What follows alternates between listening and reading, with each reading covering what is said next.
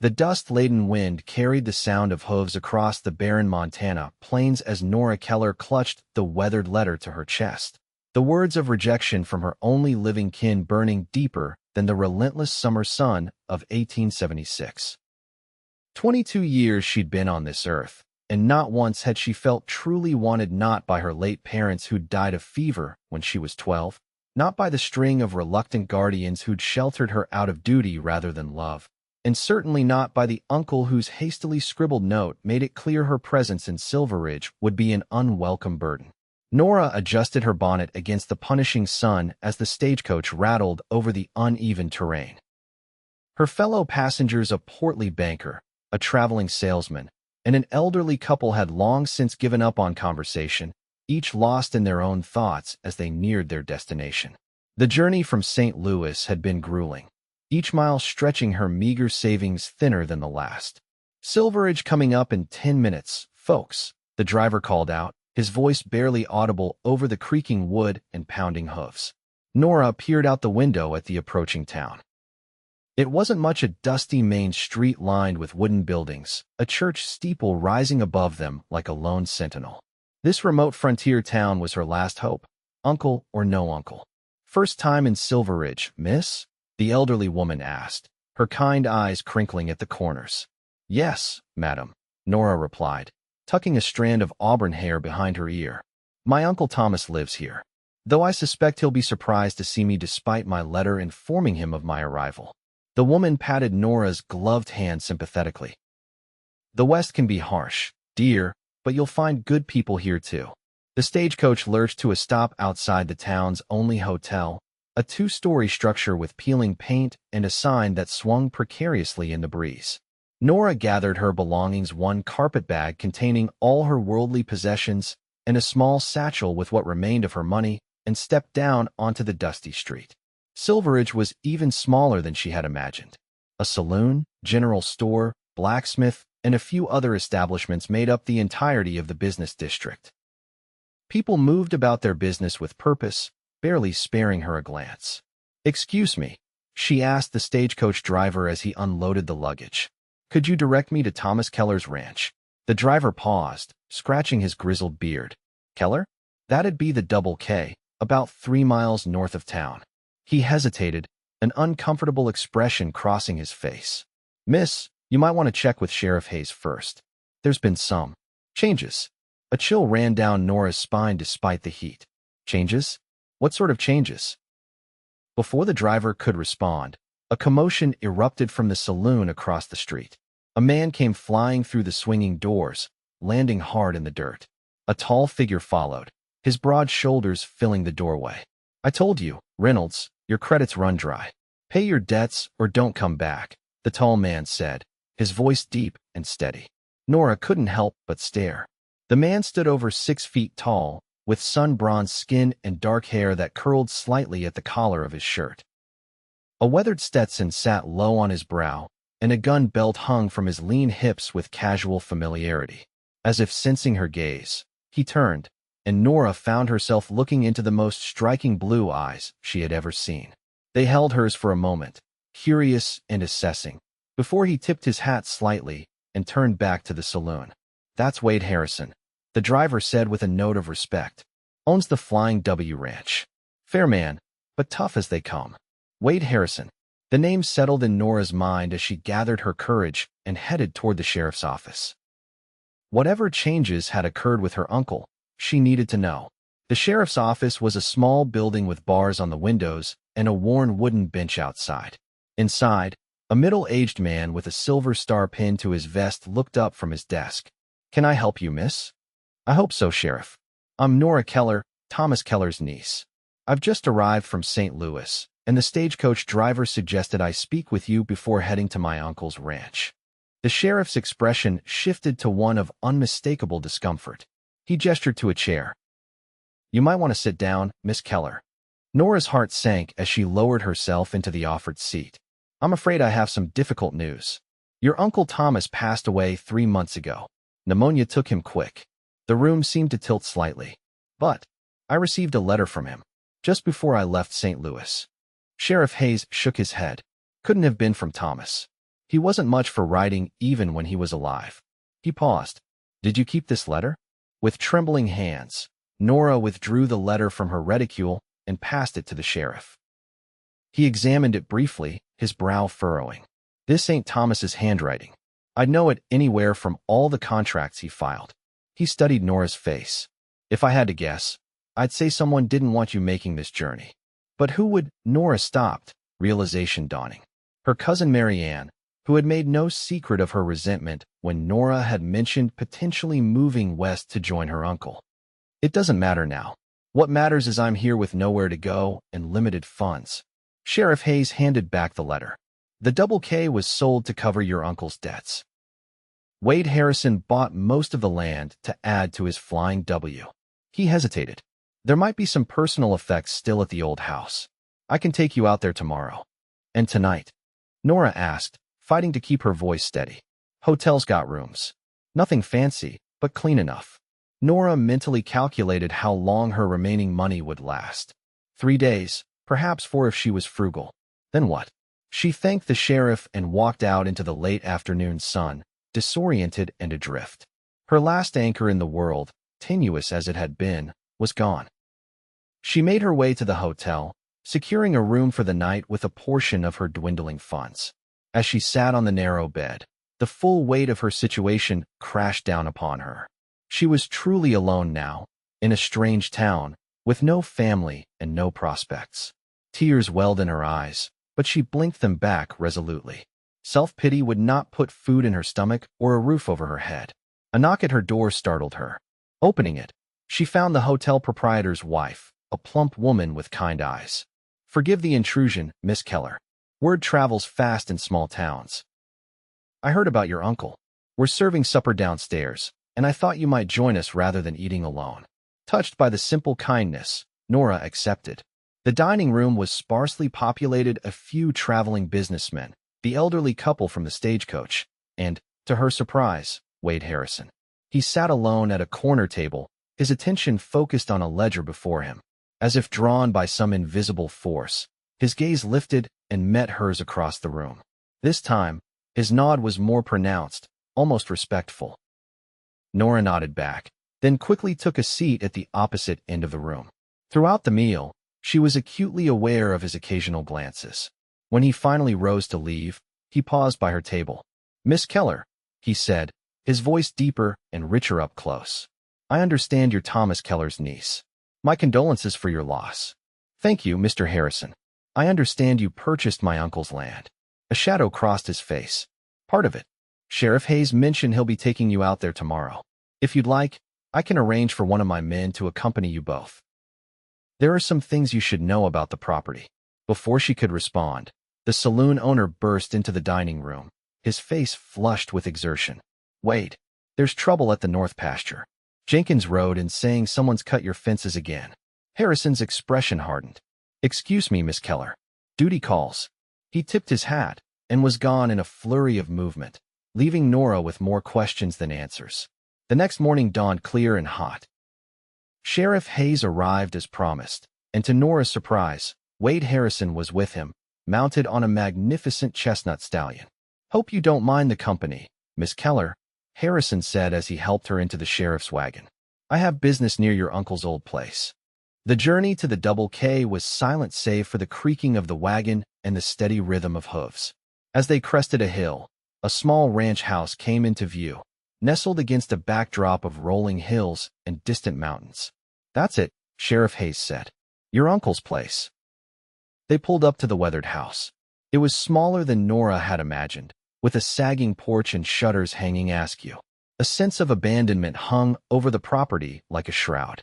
"It's not much," Wade said, dismounting, "but it was home to Thomas for nearly 20 years. Inside, the house was sparse but clean. Someone had taken the time to remove perishables and cover the furniture with sheets. A layer of dust coated everything, testament to the months of emptiness. Your uncle didn't leave much," Sheriff Hayes explained as they moved through the rooms. "Most valuables were sold to settle his debts, but his personal items are in that trunk." Nora knelt before the cedar trunk, lifting the lid to reveal a modest collection of belongings: clothing, a tarnished pocket watch, a few books, and a small wooden box. Opening the box, she found a daguerreotype of a young couple. With a start, she recognized her parents, looking much younger than she remembered them. "He kept this all these years," she murmured, tracing the image with her fingertip. Thomas wasn't one for sentimentality, Sheriff Hayes said. But family mattered to him, in his way. As they continued through the house, Wade Harrison remained oddly silent, his expression unreadable. When they reached what had been her uncle's bedroom, he finally spoke. "Miss Keller, there's something you should know."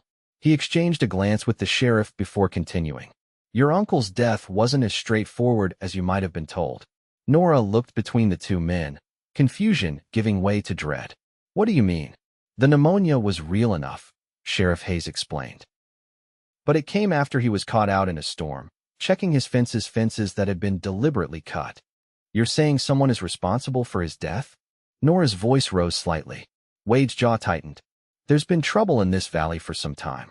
A group of men have been trying to drive out smaller ranchers, force them to sell their land cheap. And my uncle refused?" "Thomas Keller was stubborn as they come," Wade said, a hint of admiration in his voice. "He wouldn't be bullied. Paid for it with his life, indirectly." Nora sank onto the edge of the bed, overwhelmed. "And these men, they're still here? Still causing trouble?" "That's why I was called away last night," Wade confirmed. "They've started targeting my property now." Sheriff Hayes cleared his throat. "I've been investigating, but these men are careful. No witnesses, no evidence I can take to a judge. So they just get away with it?" Nora asked, anger replacing her shock. "My uncle dies, and no one is held accountable." "I didn't say that," Wade replied, his blue eyes intense. "Justice comes in many forms, Miss Keller." There was something in his tone that sent a shiver down Nora's spine, a controlled fury that spoke of a man not easily crossed. As they prepared to leave, Nora looked around the small house one last time. It wasn't what she had expected, but it was all she had left of her family. "What happens to the house now?" she asked. "It wasn't part of the land sale," Wade explained. "Technically, as Thomas's next of kin, it's yours. Though it's not worth much. A home. Her own home." The thought was so foreign that Nora hardly knew how to process it. But reality quickly reasserted itself. "I can't stay here alone. It's too remote, and after what you've told me about these men." "No, it wouldn't be safe," Wade agreed. "But you have options, Miss Keller. Silverridge may be small, but we look after our own." "I'm hardly one of your own, Mr. Harrison. I've been here less than a day." He studied her for a moment, his expression softening almost imperceptibly. "You're Thomas Keller's blood. That's enough for me." Back in town, Nora found herself at a crossroads. The hotel was a temporary solution at best. Her funds would not last more than a few days. She needed work, and quickly. The general store yielded no opportunities, nor did the small dress shop. By late afternoon, Nora was beginning to despair when she noticed a sign in the window of the town's only restaurant. "Help wanted, experienced cook." Nora hesitated. Her cooking skills were adequate, though hardly professional. But desperation made her bold, and she pushed open the door. The owner, Mrs. Abigail Turner, was a harried woman in her 50s with a no-nonsense demeanor that softened when Nora explained her situation. "I won't lie to you, girl. It's hard work, long hours, and the pay isn't much. But there's a room in back you can have as part of your wages, and meals included." It wasn't ideal, but it was a lifeline. Nora accepted on the spot. Her first day was a baptism by fire. The restaurant, grandly named the Silver Spoon despite its humble appearance, served breakfast and lunch to the townspeople and dinner to anyone willing to pay a bit extra for a meal they didn't have to cook themselves. By closing time, Nora's feet ached, her hands were raw from washing dishes, and she had burned herself twice. But she had survived. And the small room behind the kitchen, Spartan as it was her own. Days stretched into a week, then two. Nora fell into a routine, rising before dawn to help prepare breakfast, working through the lunch rush, then assisting with dinner service until the restaurant closed. Her cooking improved under Mrs. Turner's exacting tutelage, and the locals began to accept her presence as a fixture rather than a novelty. Wade Harrison came to the Silver Spoon occasionally, usually for lunch when in town on business. He always sat at the same table by the window, ordered the same meal, roast beef with potatoes, and left a generous tip. He rarely spoke to Nora beyond pleasantries.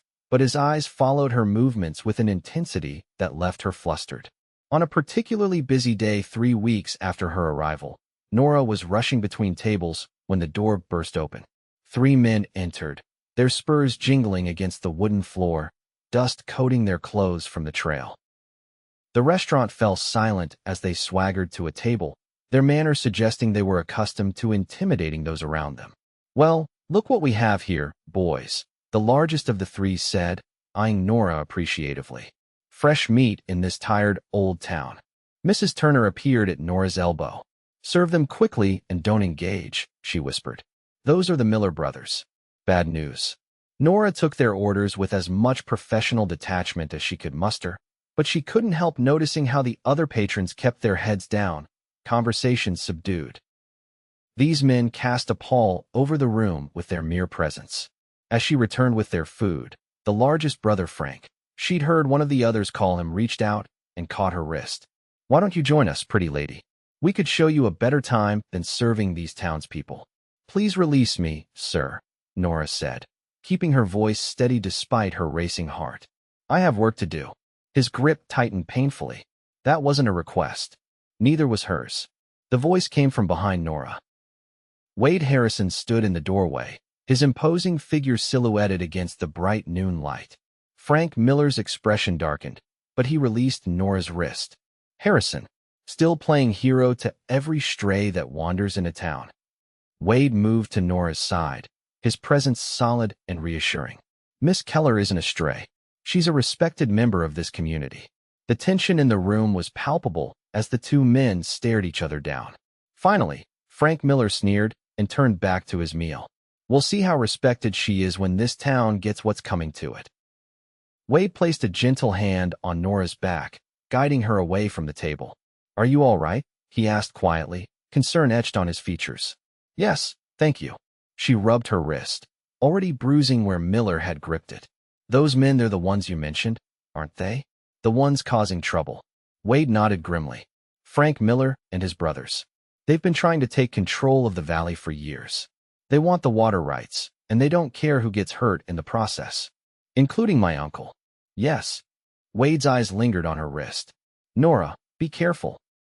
The Millers don't take kindly to being crossed. It was the first time he'd used her given name, and something in his tone made her look up sharply. The concern in his eyes went beyond casual acquaintance or even neighborly duty. "Why do you care what happens to me?" she asked impulsively. "You hardly know me." A complicated emotion crossed his face. "I knew your uncle well. Better than most in town realized. He spoke of you often, his brother's daughter back east. He was proud of you." The revelation stunned Nora. But his letter, the one that wasn't from him, it said I would be a burden. Thomas would never have thought that. He was hoping you'd come west eventually. Said these wide-open spaces needed more women with spirit. Tears pricked at Nora's eyes. All this time, she'd believed herself unwanted, when in fact her uncle had spoken of her with pride. Before she could respond, Mrs. Turner called for her help in the kitchen. Wade tipped his hat and returned to his table, but their conversation had shifted something between them, a connection forged through shared knowledge of a man they had both respected. That evening, as Nora was closing the restaurant, a knock came at the door. Wary after the encounter with the Miller brothers, she approached cautiously. Relief washed over her when she saw Wade's familiar silhouette through the glass. "Mr. Harrison, is everything all right?" He shifted uncomfortably, hat in hand. "I wanted to make sure you were safe. The Millers were at the saloon earlier, making threats." "Threats? About what?" "About you." His jaw tightened. They didn't take kindly to being challenged today. Fear coiled in Nora's stomach. "What should I do?" Wade hesitated, clearly struggling with something. "I have a proposition for you. It's not ideal, and I understand if you refuse, but my ranch needs a housekeeper. The position comes with a private cabin, good pay, and most importantly, safety. The Flying W is well defended." The offer was unexpected, and Nora studied his face, searching for hidden motives. "Why would you do this for me? I told you I knew your uncle.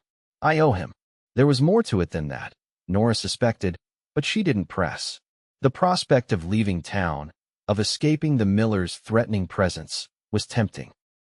"And yet, this is very generous, Mr. Harrison, but I've only just established myself here. Mrs. Turner has been kind to me. Abigail Turner will understand. She's been worried about your safety too. Nora considered her options. The restaurant provided shelter and work, but if the Millers had marked her as a target, staying in town could be dangerous. And there was something about Wade Harrison that inspired trust, despite his intimidating exterior. May I have until morning to decide? He nodded, replacing his hat. Of course, but don't wait too long. The Millers aren't known for their patience.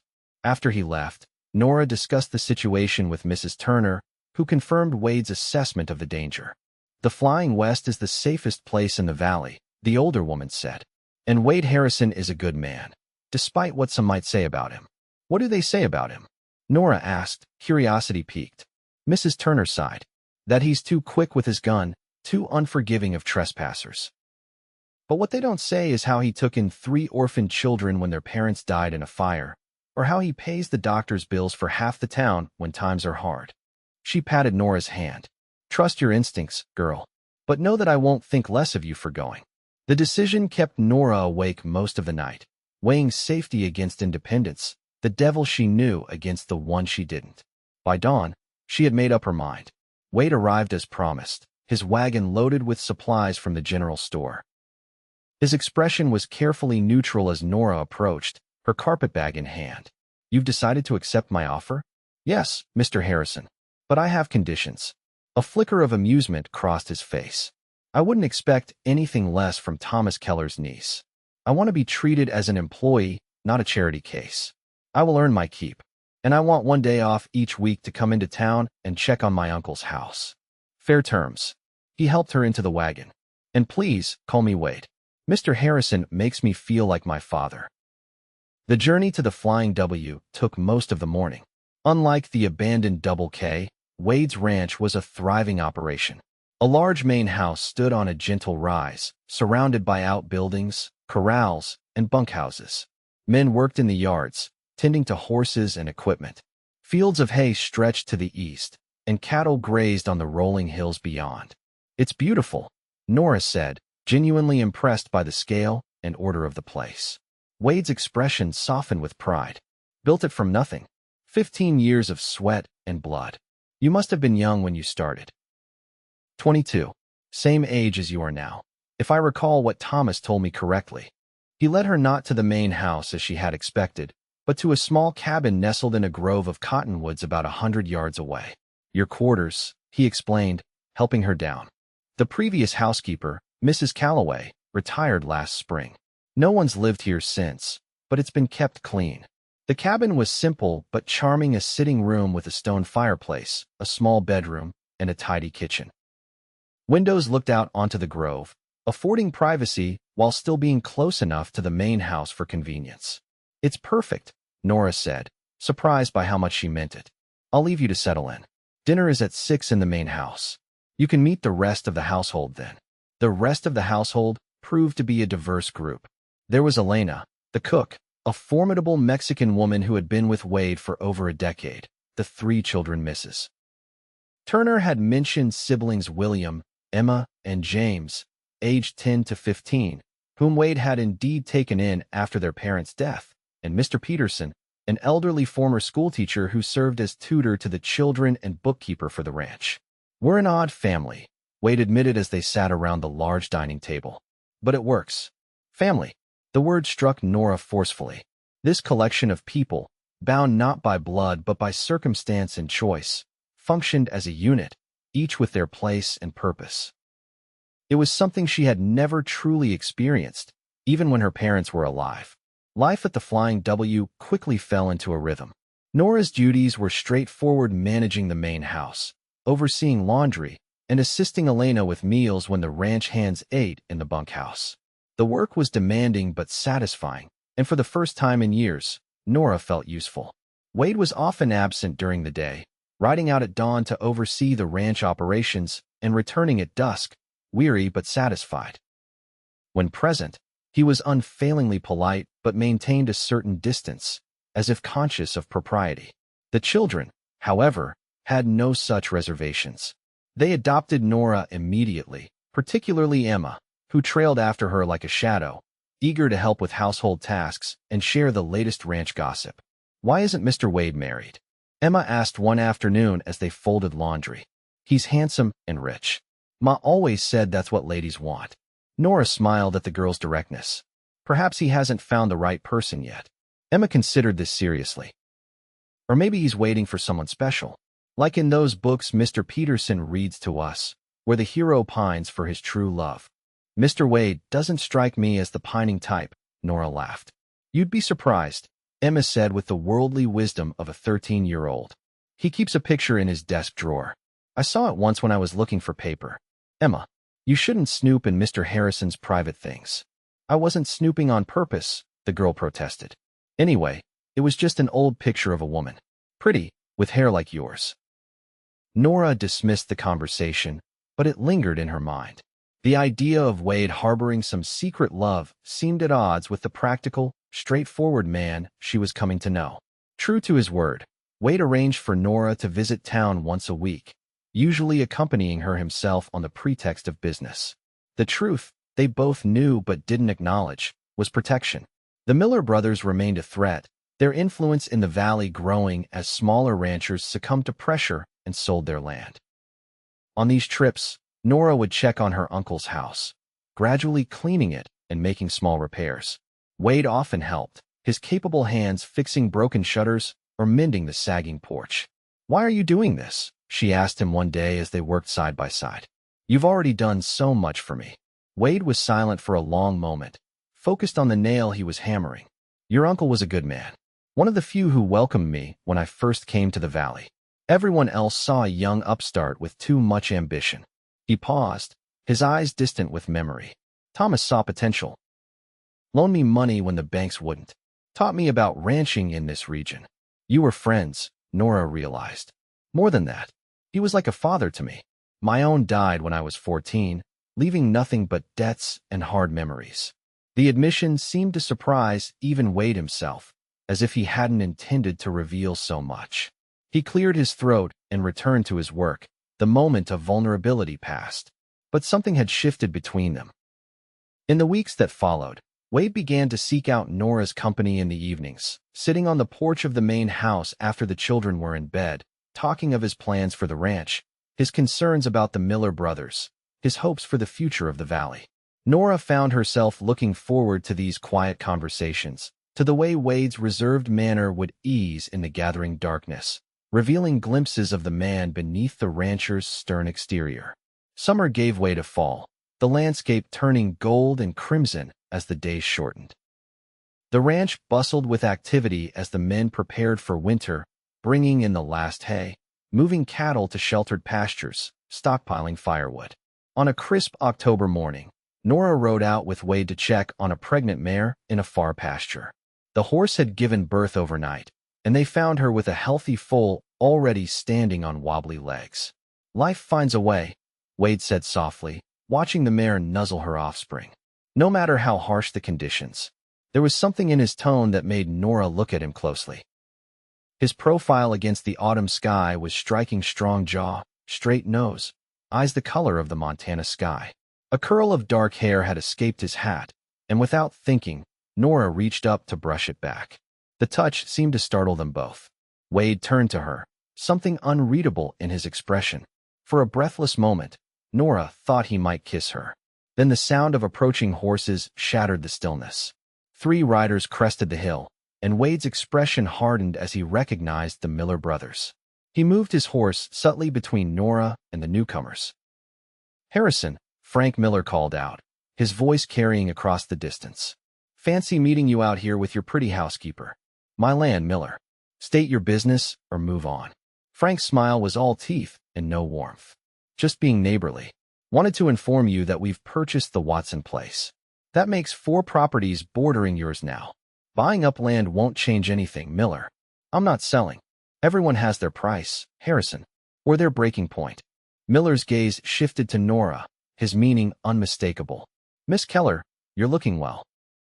Town's not the same without you. Wade's hand moved imperceptibly toward his gun. Make your threats elsewhere, Miller. You're trespassing. The tension stretched between them like a wire pulled taut. Then Miller laughed, a harsh sound without humor. No threats today, Harrison. Just a friendly visit. Come on, boys. He wheeled his horse around, but called over his shoulder, Give my regards to the children. Shame about their parents' unfortunate accident, wasn't it? The implication sent a chill down Nora's spine. Wade's face went white with fury, but he remained still until the Millers had disappeared over the hill. Wade, Nora said softly, reaching for his arm. What did he mean about the children's parents? The fire that killed them. There were rumors it wasn't an accident. Wade's voice was tight with suppressed rage.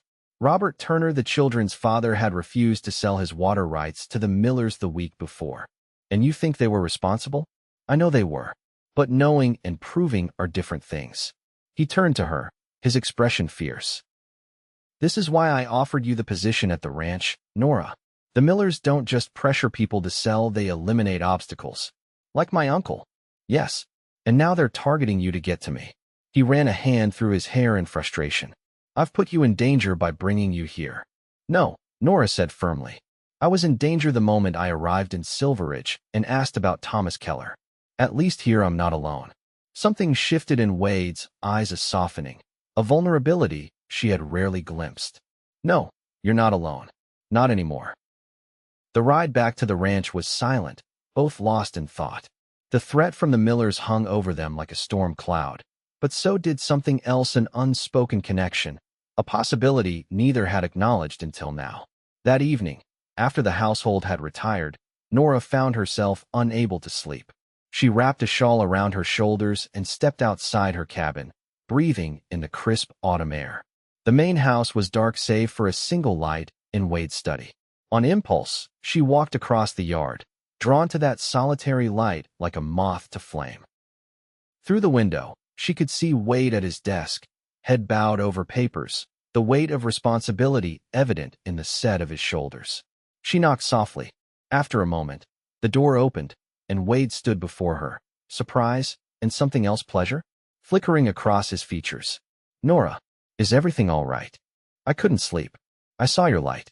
He stepped back, inviting her in. The study was warm, lined with bookshelves and smelling of leather and wood smoke. A fire crackled in the grate, casting dancing shadows on the walls. I was just going over the accounts, he said, gesturing to the papers on his desk. Winter's coming. Always expenses to manage. The ranch is doing well, though? Well enough. He hesitated. Can I offer you a drink? I have brandy. She nodded, and he poured 2 small glasses, handing one to her before gesturing to the chairs before the fire. They sat in companionable silence for a moment, sipping the fiery liquid. Wade, Nora began, gathering her courage. There's something I've been wanting to ask you. He looked at her expectantly, the firelight casting his features in gold and shadow. Emma mentioned something. About a photograph you keep. Of a woman. Wade's expression stilled, then softened with understanding. My mother. He set down his glass and crossed to the desk, opening a drawer to withdraw a small, framed daguerreotype. He handed it to Nora. The resemblance was indeed striking, the same auburn hair, though the woman in the photograph wore hers in a style of 20 years past. Her eyes held the same directness that Nora saw in her own mirror. She died when I was 10, Wade said quietly, retaking his seat. The similarity struck me the first day I saw you in the dining room. It's partly why I was so reserved. And I thought you disapproved of me, Nora admitted. Wade shook his head, a rueful smile playing at his lips. Far from it. I was trying to maintain a proper distance. You were my employee, under my protection. It wouldn't have been right to. He trailed off, but his meaning was clear. Nora's heart quickened. And now, she asked softly. Wade met her gaze directly. Now I find that distance increasingly difficult to maintain. The admission hung between them, changing the air in the room. Nora set down her glass, suddenly very aware of his proximity, the sound of his breathing, the intensity in his blue eyes. Perhaps it's time to close that distance, she suggested, her voice barely above a whisper. Wade reached out slowly, giving her time to withdraw if she wished, and took her hand in his. His palm was warm and calloused from years of ranch work, but his touch was gentle as his fingers intertwined with hers. Nora, he said, his voice rough with emotion. I need you to know something. I didn't bring you to the Flying W out of obligation to your uncle, or even just for your protection. Then why? Because from the moment I saw you step down from that stagecoach, something in me recognized you. Not just your resemblance to my mother, but something deeper, as if I'd been waiting for you without knowing it. The confession, so at odds with his usual reserve, moved Nora deeply. She reached up to touch his face, tracing the line of his jaw with her fingertips. I felt it too. This connection. I thought I was imagining it. You weren't. He turned his face slightly to press a kiss to her palm. But there's so much standing in our way. The Millers, the ranch, the difference in our positions, none of that matters, Nora interrupted. We'll face it together.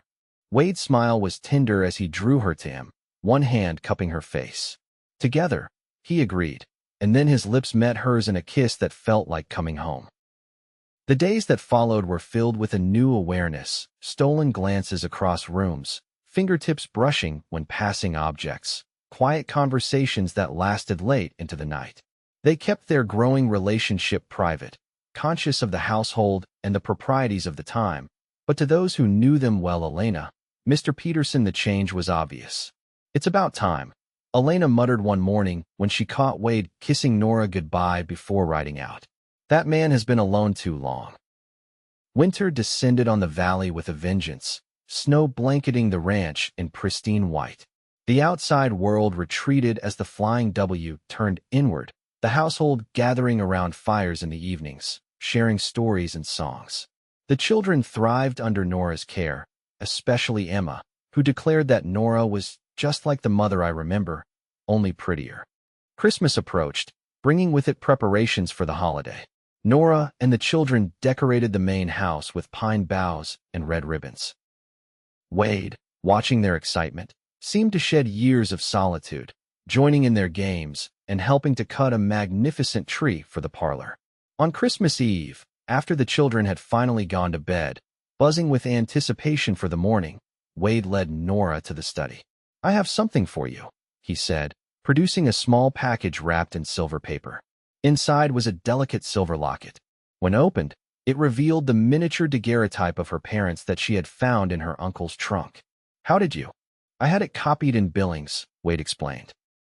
"So you can keep them close to your heart." Tears welled in Nora's eyes as she fastened the locket around her neck. "It's perfect. Thank you." Wade took her hands in his expression serious. "I have something else for you. Not a gift, exactly, but a question." Her heart quickened as he sank to one knee before her. "Nora Keller, I know we haven't known each other long, but I've never been more certain of anything in my life. You came to this valley thinking you were unwanted, but you need to know you're the only woman I'll ever want. Will you do me the great honor of becoming my wife?" Joy bubbled up within her, bright and effervescent. "Yes," she whispered. "Yes, with all my heart." He rose and gathered her in his arms, his kiss a promise of all the years to come. Spring arrived early that year, melting the snow and bringing new life to the valley. Nora and Wade were married in April, beneath the cottonwoods by her cabin, now transformed into a studio where she had begun to paint a talent long suppressed by circumstance, but encouraged by Wade's unwavering support. The Miller brothers' threat lingered, but it had lost its power to frighten. Wade's ranch had grown stronger, with neighboring properties banding together against the common enemy. Sheriff Hayes, armed with evidence carefully gathered over months, had arrested Frank Miller for the arson that killed the Turner children's parents, sending him to prison for 20 years.